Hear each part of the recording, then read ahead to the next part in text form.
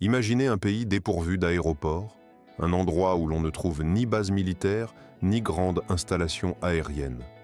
Et pourtant, ce petit État parvient à rivaliser avec bien des nations européennes par la richesse qu'il possède.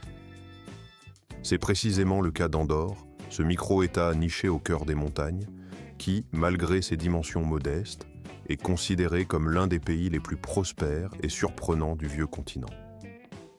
Sa superficie ne dépasse pas 468 km², ce qui le rend encore plus petit que la ville de Denver, aux États-Unis. Mais cela ne l'empêche pas d'accueillir chaque année plus de 10 millions de visiteurs venus du monde entier, attirés par son atmosphère unique, ses paysages à couper le souffle et ses opportunités hors taxe.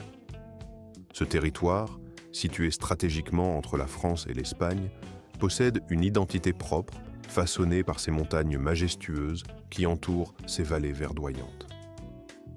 La saison estivale y est agréablement fraîche, offrant un refuge rafraîchissant contre la chaleur méditerranéenne, tandis que l'hiver recouvre ses sommets d'un manteau de neige douce et légère, idéal pour le ski, la détente dans les spas luxueux ou encore les escapades de prestige.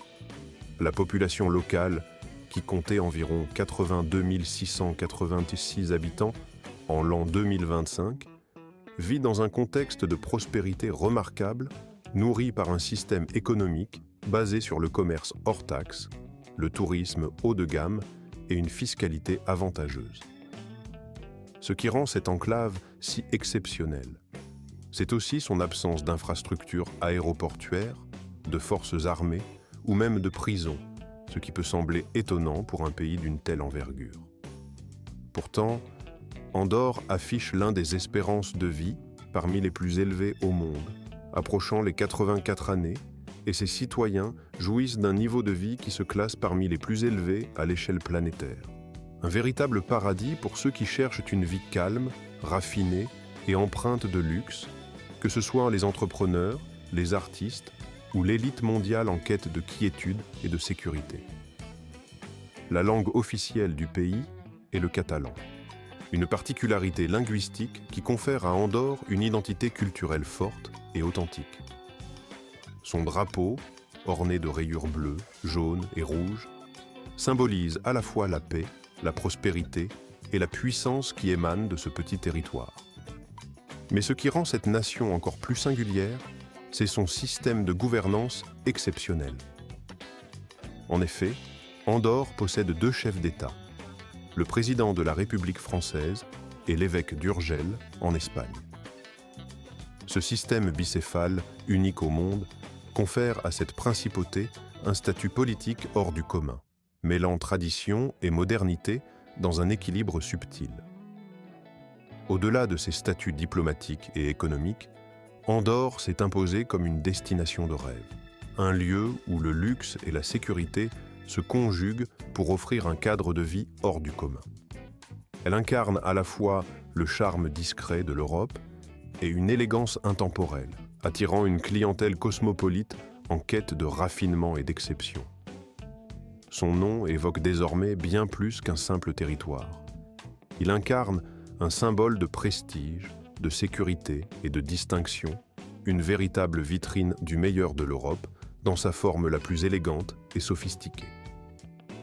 Sur la 14e marche de notre classement, l'attrait d'Andorre pour les amateurs de sports d'hiver ne saurait être ignoré. Le ski, en particulier, est devenu une composante essentielle de l'identité nationale.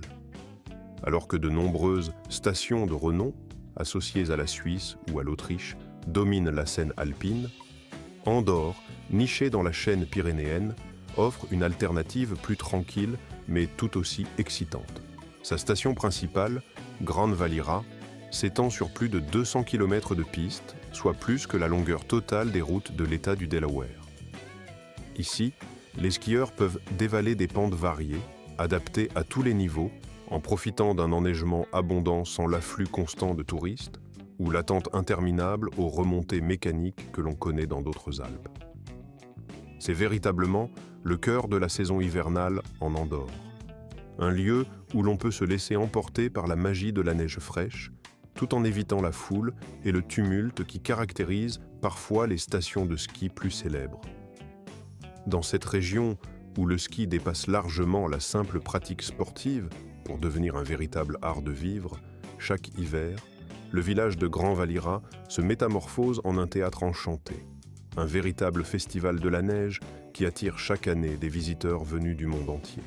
Pendant le mois de février, cette station emblématique se pare de lumières chatoyantes, de musique entraînante et de spectacles de ski époustouflants, où des athlètes de haut niveau rivalisent de vitesse et d'élégance sur les pistes, offrant un spectacle à la fois passionné et féerique.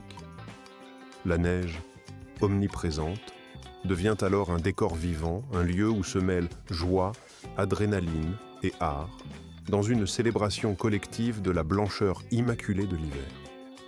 Mais si vous avez la chance de fouler le sol d'Andorre lors du mois d'octobre, dans une année paire, ne manquez surtout pas le festival Land Art, une manifestation d'une beauté rare.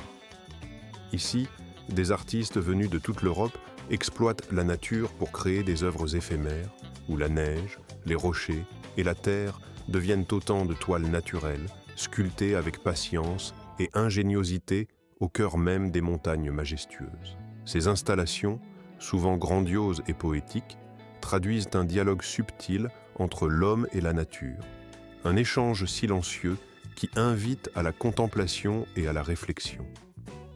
La 13e place dans ce classement évoque une fois de plus l'élégance discrète mais ferme des femmes d'Andorre, symbole calme d'une Europe raffinée. En parcourant les rues pavées de la principauté, on ne peut qu'être frappé par leur allure distinguée. Elles sont belles, pleines de vitalité, et semblent inextricablement liées à ce paysage montagnard qui les entoure. Leur présence évoque une harmonie entre la grâce et la robustesse, une alliance qui ne nécessite pas d'efforts ostentatoires. Il n'est nul besoin de recourir à des centres de fitness sophistiqués pour maintenir leur silhouette. La topographie accidentée de ces montagnes transforme chaque étape quotidienne en un véritable entraînement. Faire ses courses, par exemple, devient une aventure physique où il faut gravir des pentes, porter des sacs lourds ou même une caisse de vin avec une aisance qui semble faire partie intégrante de leur vie. Ces efforts quotidiens, loin d'être une contrainte, sculptent leur corps comme celui d'athlètes alpins, bien plus que de simples citadines à la mode. En effet, elles ne courent pas après la mode éphémère. Elles privilégient des tenues naturelles, souvent en laine tricotée, accompagnées de châles classiques et de vêtements aux teintes sobres, évoquant tout droit une peinture du XIXe siècle. Lors des fêtes traditionnelles, cependant, leur apparence se métamorphose pour refléter l'histoire et la culture locale. Robes catalanes en laine brodée, jupes plissées, foulards soigneusement noués, tous ces éléments historiques ressurgissent pour faire revivre l'héritage ancestral dans un éclat de couleurs et de tradition. Mais la beauté extérieure n'est qu'un aspect de leur identité. La majorité des femmes andorranes, environ 70%, occupent des postes stables et importants dans la société. Beaucoup sont à la tête de boulangeries, de spas ou de petits hôtels chaleureux nichés dans les montagnes, incarnant une économie locale dynamique et solide. La diversité culturelle de cette principauté se manifeste aussi par leur maîtrise de plusieurs langues. La plupart parlent couramment 2, 3, voire 4 langues, un reflet de leur ouverture et de leur position stratégique au carrefour de différentes nations. Si vous vous trouvez en Andorre le 23 avril, ne manquez pas d'apporter une rose, car c'est la fête de la Saint-Georges, une journée où les traditions se mêlent à la poésie. Ce jour-là, les hommes offrent des fleurs aux femmes, symbole de tendresse, tandis que celles-ci répondent en offrant des livres, marquant une rencontre d'esprit et de douceur. La célébration évoque une version raffinée de la Saint-Valentin, empreinte d'esprit, de culture et de grâce. Pour découvrir les endroits les plus romantiques d'Andorre ou comprendre pourquoi ces femmes sont considérées comme si attirantes, il suffit d'écrire dans les commentaires le chiffre 8. Une promesse de révéler des secrets précieux, de dévoiler des facettes insoupçonnées de cette petite principauté. La 12e place du classement évoque quant à elle une particularité étonnante de cette nation, son système politique unique qui en fait l'un des pays les plus singuliers. Malgré tout, ce petit pays a su préserver une stabilité exceptionnelle. Maintenant, la paix et l'indépendance qu'il a su conserver durant plus de 7 siècles et demi. Une harmonie rare entre un respect profond des traditions et une capacité à s'adapter aux exigences du monde moderne confère à Andorre une identité politique singulière qui ne cesse d'émerveiller autant les voyageurs que les historiens ou les chefs d'État venus observer cette curiosité de l'Europe. Cette alliance entre passé et présent demeure aujourd'hui encore un symbole fort de la stabilité andorrane. Un système à la fois formel, structuré, mais étonnamment souple et efficace, ancien dans ses racines, mais d'une modernité surprenante dans son fonctionnement. En 5e position se trouve l'ancien village d'Ardina, un lieu chargé d'un charme désuet, évoquant l'Europe du XVe siècle dans toute sa splendeur. Si vous avez déjà nourri le rêve de pénétrer dans un village où le temps semble s'être figé, Ardina pourrait bien réaliser cette aspiration. Perché à plus de 4200 pieds d'altitude, soit environ 1280 mètres au-dessus du niveau de la mer, au cœur de la verdoyante vallée de la Pérénie, ce hameau ne cherche pas à faire illusion. Il est simplement ce qu'il est. Dès votre arrivée, la première impression qui vous saisit est celle d'une préservation presque parfaite de l'architecture médiévale, comme sortie d'un tableau ou d'un film d'époque. Les maisons modestes, avec leurs toits de tuiles noires, leurs fenêtres étroites en bois, et les ruelles pavées qui serpentent entre elles, évoquent à chaque pas un décor du Quattrocento. Mais il ne s'agit pas uniquement de décoration ou de reconstitution, car ce lieu est aussi le berceau de la première constitution d'Andorre, forgée dans cette simplicité ancestrale. Non loin se trouve le plus petit musée philatélique du pays, où certaines pièces de collection sont si minuscules qu'il faut une loupe pour en apprécier tous les détails, témoins silencieux de l'histoire et de la patience des collectionneurs. Cependant, c'est avant tout l'âme de ses habitants qui confère à Ardina son véritable charme.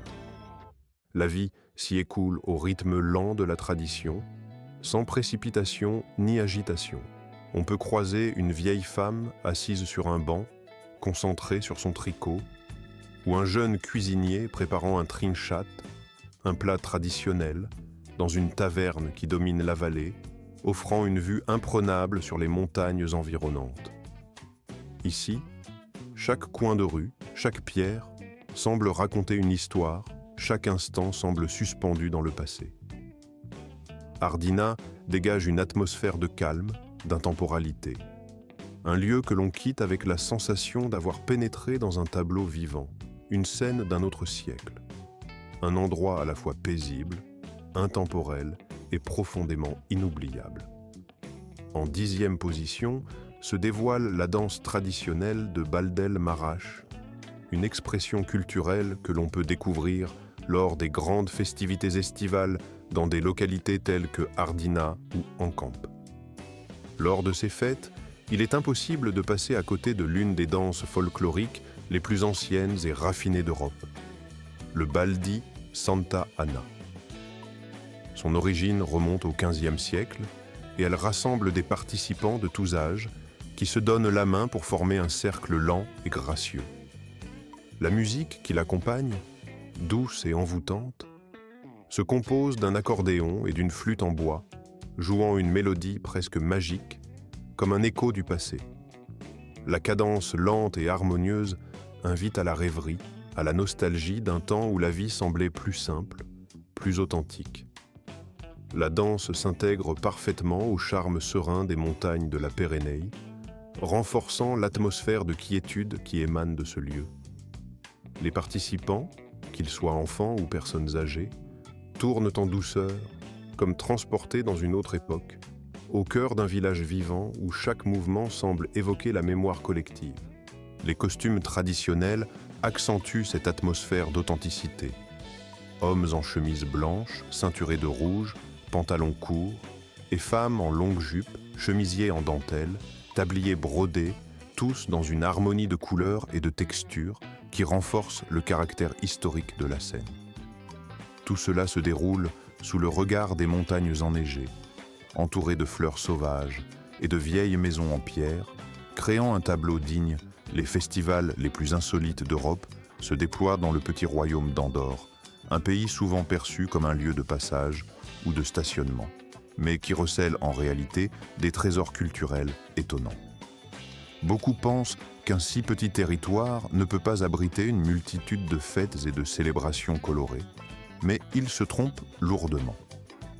En effet, dans la vallée des Penineros, au cœur des Pyrénées, Andorre est renommée non seulement pour ses vastes étendues enneigées, ses stations de ski de renommée mondiale et ses boutiques détaxées qui attirent les touristes du bout du monde, mais aussi pour ses festivals folkloriques d'une richesse exceptionnelle, véritable vivier de traditions ancestrales qui donnent vie à un patrimoine culturel profondément enraciné. Le 17 janvier marque une date emblématique dans le calendrier andorran, la célébration de l'Escudella de Sant Antoni. À cette occasion, les habitants se rassemblent avec enthousiasme pour préparer et partager une grande marmite de l'Escudella, un ragoût copieux et réconfortant, élaboré à partir de haricots, de légumes et de viandes diverses. La particularité de cette fête réside dans sa gratuité absolue.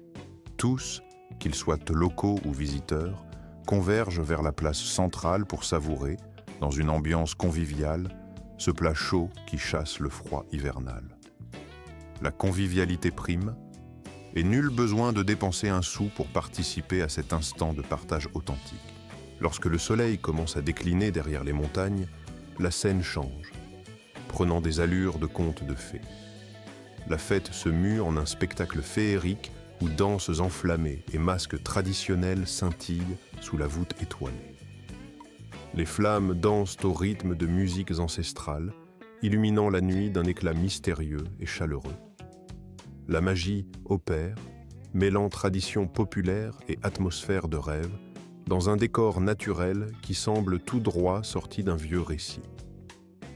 Durant la saison estivale, de juillet à août, chaque paroisse d'Andorre organise sa propre fête de marure, la manifestation la plus attendue de l'année dans le pays. Chaque village fixe ses propres dates, créant ainsi une succession de fêtes qui rythment l'été dans une mosaïque de couleurs et de sons.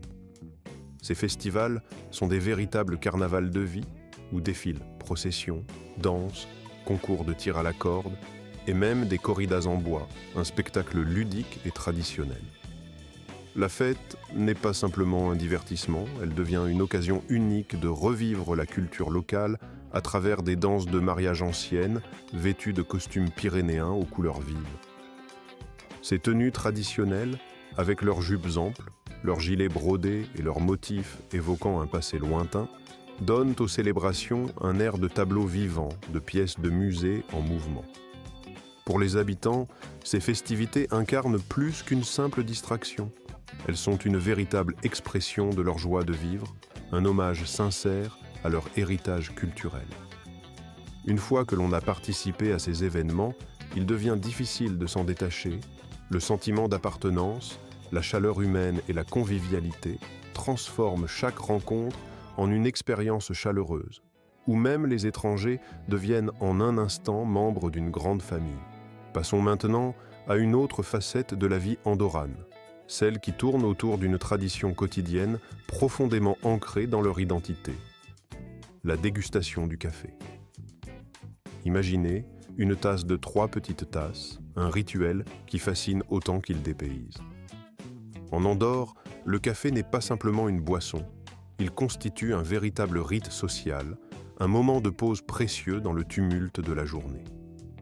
Ici, ce qui prime, ce n'est pas la quantité ou la puissance de la caféine, mais la manière dont on savoure chaque instant, chaque petite gorgée. Le café est servi dans de minuscules tasses, souvent moins volumineuses que celles que l'on trouve en Italie, mais plus concentrées, plus riches. La tradition veut que chaque espresso, souvent très fort, soit dégusté lentement, durant une demi-heure ou plus, sans précipitation ni emportement. Il n'existe pas de service à emporter ni de précipitation pour terminer la tasse, car l'essentiel est de prendre le temps d'apprécier la chaleur, la texture et la compagnie. La pause café devient ainsi un espace de dialogue léger, d'échanges subtils, où se mêlent conversations amicales, rires et parfois même de l'art. Certains établissements. Dans un monde où la fiscalité joue un rôle déterminant dans la vie quotidienne et dans les choix de consommation, il existe un lieu où l'on peut presque parler d'une vente perpétuelle, une sorte de paradis pour les amateurs de bonnes affaires et de shopping astucieux. Contrairement à la taxe sur la valeur ajoutée, qui s'élève généralement entre 20 et 25% dans des pays comme la France ou l'Espagne, cette petite principauté bénéficie d'un régime fiscal bien plus avantageux, une taxe EGI, pour impôt général indirect, fixée à seulement 4,5%. Cette différence considérable confère à cette région une attractivité sans pareille, donnant l'impression d'un marché sans fin où les prix sont nettement inférieurs à ceux pratiqués dans ses voisins européens. Ainsi, un modèle d'iPhone, dont la valeur à Paris s'élève à 1 400 €, ne coûtera qu'environ 1 150 $ en Andorre, offrant une économie d'environ 250 $ sur chaque achat. Ce contexte économique exceptionnel pousse de nombreux résidents en provenance de France, d'Espagne, voire même des Pays-Bas, à parcourir de longues distances, souvent plusieurs centaines de kilomètres, pour profiter de cette confrérie du bon marché. En une seule journée, ils traversent la frontière pour revenir avec leur emplette, profitant d'un véritable Eldorado commercial niché au cœur des Pyrénées. Dans le centre-ville, des rues animées comme celle du quartier commercial Chaux abritent plus de 2000 boutiques où s'entassent des vitrines de téléviseurs géants de 85 pouces, des montres suisses de prestige, des parfums français raffinés et des vins locaux aux saveurs authentiques.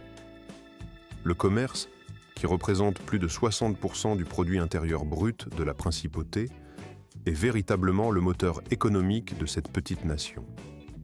Malgré l'absence d'un aéroport international, ce qui pourrait sembler un obstacle, Andorre accueille chaque année plus de 8 millions de touristes venus profiter de ses trésors. La proximité avec des villes comme Barcelone ou Toulouse, facilitée par des transports souvent organisés en groupe ou en covoiturage, rend la destination encore plus accessible. Pour équilibrer cette dynamique commerciale, l'Union européenne a imposé de légères restrictions à l'exportation de certains produits, ce qui a encouragé une consommation plus réfléchie et une culture d'achat plus sophistiquée. Les habitants, habitués à diviser leurs chèques, à voyager en groupe ou à louer des véhicules pour se rendre dans des métropoles voisines, cultivent cette habitude de la dépense raisonnée. Au fil des saisons, la principauté se métamorphose en un théâtre à ciel ouvert lors de ses festivals de shopping. Musique entraînante, spectacles lumineux, installations artistiques et défilés colorés donnent à l'événement un caractère festif et culturel. Le shopping devient alors une véritable célébration, un rendez-vous où l'art, la musique et la mode se mêlent pour créer une ambiance unique. La petite taille de ce pays, alliée à une approche économique et sociale intelligente, forge un style de vie distinctif, à la fois élégant et pratique. En son cœur, le quartier de la plus haute distinction, connu comme le plus prestigieux d'Andorre, s'élève à plus de 1000 mètres d'altitude. C'est là que se trouve la charmante ville d'Escaldosson-Gordani, une localité où la population ne dépasse pas la quinzaine de milliers d'habitants, mais qui concentre tout le charme et l'élégance de la région. Ce lieu est considéré comme le centre névralgique du pays, l'un des endroits les plus prisés pour des vacances en Europe.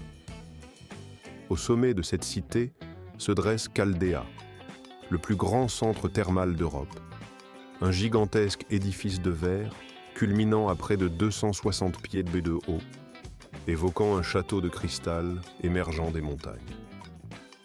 Les eaux minérales de Caldea, réputées pour leurs vertus relaxantes, sont également prisées pour leurs propriétés bénéfiques sur la peau, ce qui en fait un lieu de prédilection pour les amateurs de soins de beauté et de bien-être. Se promener dans le centre-ville, c'est aussi découvrir le musée Carmen-Tison, niché dans une bâtisse ancienne en pierre, où sont exposées des œuvres de maîtres comme Monet et Gauguin, conférant à ce lieu une atmosphère presque parisienne, mêlée à la magie des montagnes. À proximité, la fontaine de Caldès offre chaque soir un spectacle enchanteur de lumières et de musique, attirant les visiteurs en quête d'une soirée tranquille ou d'un rendez-vous romantique. Escalda Senderdani se présente comme une symphonie rare, mêlant luxe discret et un charme vintage qui reste gravé dans la mémoire de ceux qui la découvrent. Son allure évoque une élégance intemporelle, où chaque détail, chaque pierre, semble raconter une histoire d'époque révolue, tout en conservant une modernité subtile et raffinée. La ville évoque une harmonie subtile, un équilibre parfait entre le passé et le présent, entre le luxe discret et la simplicité élégante qui ne laisse personne indifférent. Numéro 5.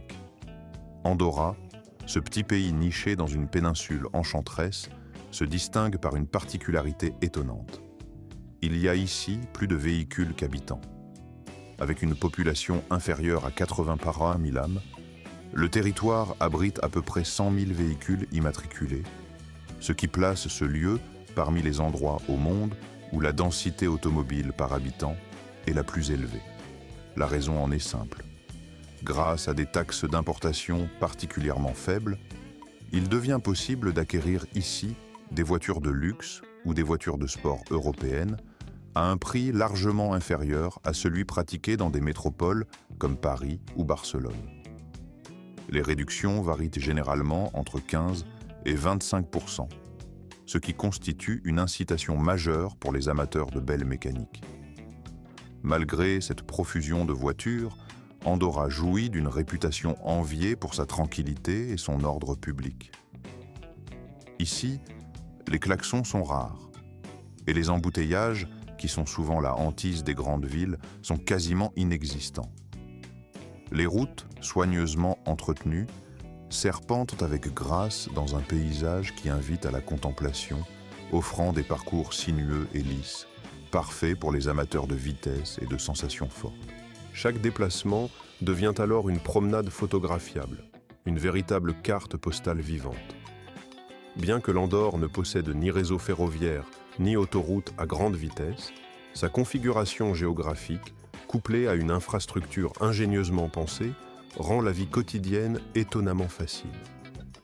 La courte distance entre les différents points du territoire, combinée à des voies bien conçues, permet de se déplacer rapidement et confortablement. À Andorra la Vella, une application mobile innovante facilite la vie des automobilistes en leur permettant de connaître en temps réel la disponibilité des places de stationnement, voire de réserver leur emplacement à l'avance, un peu comme on réserverait une table dans un restaurant. Certains parkings étonnamment modernes sont installés sous terre ou même en pleine montagne. Ils intègrent des toits équipés de panneaux solaires, alliant ainsi écologie et fonctionnalité dans un même espace. La transition vers une mobilité plus verte est évidente. Les voitures électriques gagnent rapidement du terrain et leur popularité ne cesse de croître. Les propriétaires de véhicules électriques bénéficient d'un stationnement gratuit et d'un accès prioritaire aux bornes de recharge, installées parfois directement à domicile. Certaines rues ont été spécialement aménagées pour accueillir ces véhicules innovants, avec des bornes de recharge dissimulées dans de charmantes maisons en bois, soigneusement intégrées dans le paysage arboré, créant une harmonie entre technologie et nature. Andorra démontre ainsi, de manière éclatante, qu'être un petit pays ne limite en rien l'intelligence ou l'originalité. Au contraire, cette petite nation prouve qu'elle peut faire preuve d'une créativité et d'un sens pratique remarquable, tout en conservant une identité unique et préservée. Numéro 4. La vie à Andorra la Vella, cette capitale d'une superficie d'à peine quelques hectares, se déploie dans un cadre d'une beauté saisissante. En dépit de sa taille minuscule, elle dégage une vitalité étonnante, une énergie qui ne cesse d'émerveiller ceux qui la parcourent. Les rues, impeccablement entretenues, ressemblent à des parcours de golf parfaitement soignés, sans la moindre trace de nid de poule ou de dégradation. La circulation y est si fluide qu'elle devient presque une plaisanterie locale, une anecdote que les habitants aiment partager pour souligner la qualité exceptionnelle de leur infrastructure. La ville est soigneusement préservée, avec des voitures alignées comme des œuvres d'art, toutes en parfait état, reflétant le soin apporté à chaque détail. Ce qui est encore plus surprenant, c'est que le nombre de véhicules dépasse largement celui de ses habitants. La raison principale en est la faiblesse des taxes, qui rendent l'achat et l'entretien de voitures bien plus abordables qu'en France ou en Espagne. En conséquence, la majorité des résidents possèdent au moins une voiture, allant des VUS haut de gamme où les passionnés d'histoire seront irrésistiblement attirés par le Palais de Laval, chef-d'œuvre ancestral qui demeure le plus ancien parlement d'Andorre, symbole vivant de l'indépendance qui a su être préservée à travers près de 10 siècles d'histoire. Véritable vestige d'un passé lointain, ce monument témoigne de la longue tradition démocratique de cette petite nation nichée au cœur des Pyrénées. Un témoignage précieux qui transcende le temps et incarne l'esprit de liberté de tout un peuple. La troisième place de cette sélection met en lumière la singularité d'Andorre, un véritable miracle vivant de l'Europe, un endroit où la modernité côtoie harmonieusement la tradition. Imaginez un coin de l'Europe contemporaine, où la vallée demeure déserte de tout véhicule motorisé, où chaque pas rappelle l'époque où les habitants vivaient en symbiose avec la nature sauvage qui les entoure, comme cela se pratiquait il y a plusieurs siècles. La vallée de Madre Perefita Clara, classée au patrimoine mondial de l'UNESCO, constitue l'une des merveilles naturelles les plus exceptionnelles du vieux continent. Ici, nul besoin de supermarchés modernes ou d'hôtels luxueux pour profiter de la beauté du lieu, car ce sont plutôt d'ancestrales maisons en pierre, des champs cultivés en terrasse, des lacs de montagne cristallins et des sentiers encore vierges qui composent le paysage. Chaque pas que l'on y fait écrit un nouveau chapitre dans le récit ancestral de l'agriculture andorrane qui remonte au Xe siècle, tissant un lien intime entre passé et présent. Mais cette vallée n'est qu'un début, une porte ouverte sur un patrimoine riche et intemporel. Au cœur de cette région se dresse l'église de San Joan de Caselle, dont l'origine remonte également au Xe siècle. Son architecture en pierre, avec ses arches élégantes, son toit de tuiles rouges et son clocher élancé, évoque une scène sortie d'un tableau d'un vieux maître européen et demeure gravée dans la mémoire de tous ceux qui la contemplent. Malgré la petitesse d'Andorre, avec ses moins de 200 miles carrés, le pays abrite une collection de musées véritablement étonnante. Du musée du parfum, aux expositions consacrées à la bande dessinée, en passant par un ancien bureau de poste au charme désuet. La place Noble del Tombo accueille également une sculpture de Salvador Dali, œuvre surréaliste qui a su captiver l'attention des visiteurs et faire de cet endroit une sensation sur les réseaux sociaux. La deuxième place revient au coût de la vie dans cette principauté. Vivre en Andorre, c'est comme évoluer dans un vieux film européen, où chaque scène est empreinte de charme et de nostalgie, mais avec un avantage considérable, les prix. Malgré un niveau de vie élevé, les dépenses quotidiennes y sont généralement inférieures d'environ 40 à 50% à celles que l'on retrouve dans de grandes métropoles américaines telles que New York ou Los Angeles. Par exemple, un appartement d'une chambre à la Velia se loue pour environ 1,38$ le mois, alors qu'en banlieue, le même type de logement coûte entre 825 et 1 000$. Les charges telles que l'électricité, l'eau, le chauffage ou encore la collecte des ordures s'élèvent à peu près entre 90 et 138$, et l'accès à Internet à haute vitesse revient à environ 50$. Les dépenses pour l'épicerie restent raisonnables. Une famille peut vivre confortablement avec environ 440€ par mois pour ses courses. Un déjeuner dans un café local coûte en moyenne 15$, tandis qu'un abonnement mensuel au transport en commun ne dépasse pas 31$. Le sport y occupe aussi une place importante. Un abonnement à une salle de sport oscillent entre 30 et 60 dollars par mois.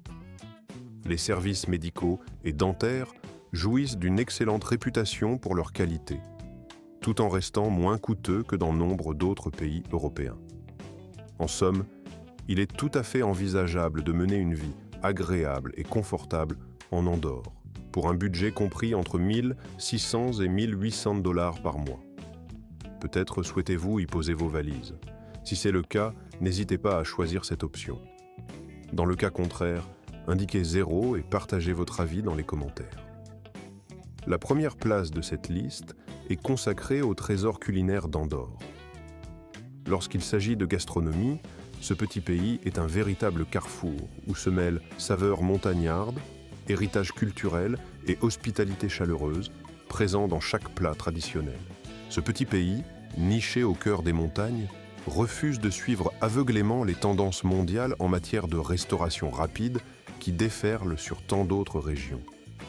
Ici, les habitants préfèrent préserver et valoriser leur riche tradition culinaire en misant sur la simplicité authentique, la qualité des produits naturels et un soin méticuleux apporté à chaque étape de la préparation des plats.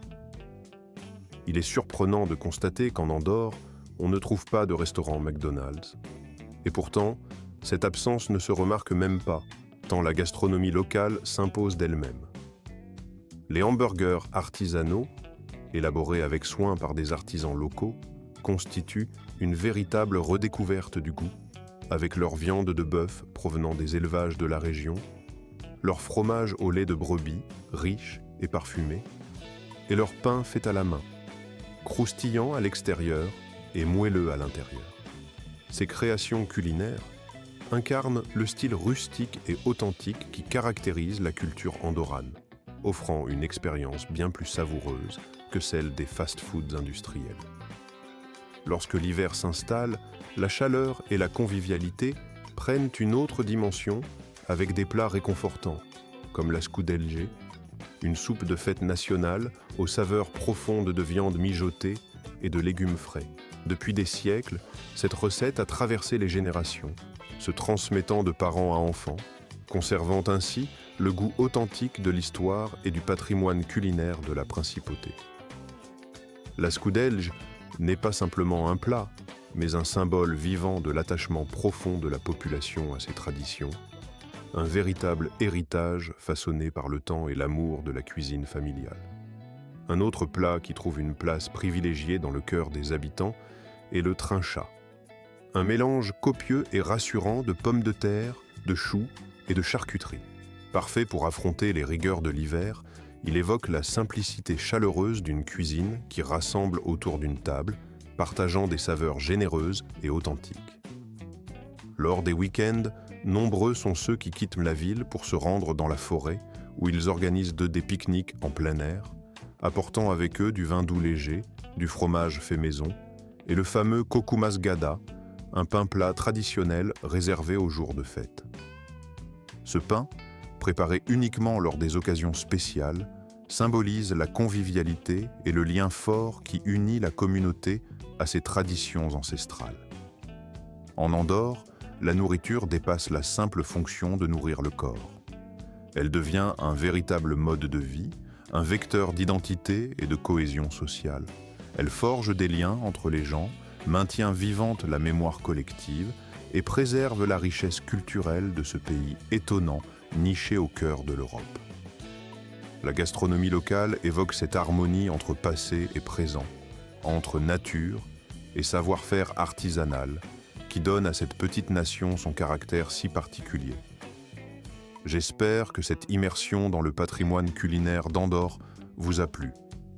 Si tel est le cas, n'hésitez pas à appuyer sur le bouton d'appréciation et à vous abonner à la chaîne pour ne rien manquer des prochaines découvertes.